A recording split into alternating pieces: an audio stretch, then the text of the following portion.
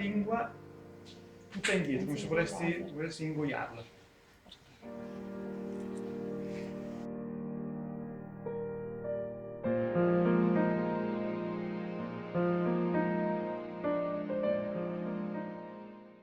Ok, lingua tutta avanti.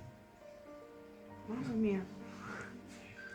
Capito che a secondo di com'è la lingua, la mia postura ne riceve l'influenza? Girati. Vai un po' più a destra. Vai, ti guido io. Ancora un pelino, ancora. Ok, ok. Vieni un po' più a sinistra appena. Troppo. Ancora un po' a destra. Vai a destra. Stop. Ok, lingua tutta a destra.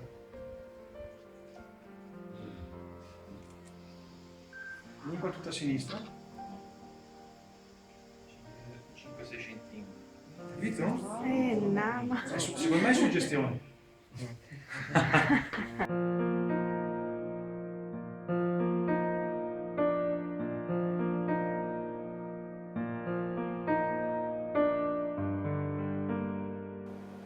Spostate la lingua verso sinistra.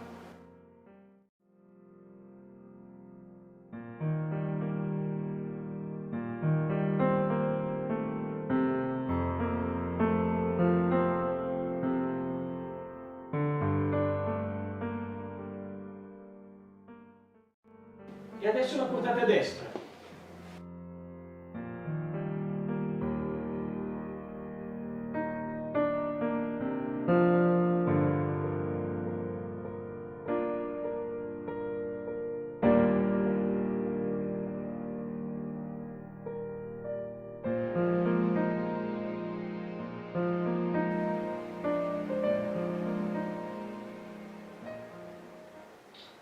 Spingete, immaginate di voler spingere fuori dalla bocca i denti e ascoltate cosa succede alle oscillazioni.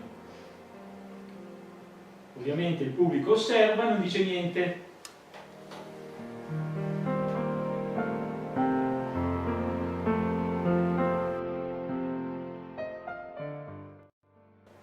Adesso portate la lingua indietro, come se voleste spingere il fondo della bocca verso le vertebre.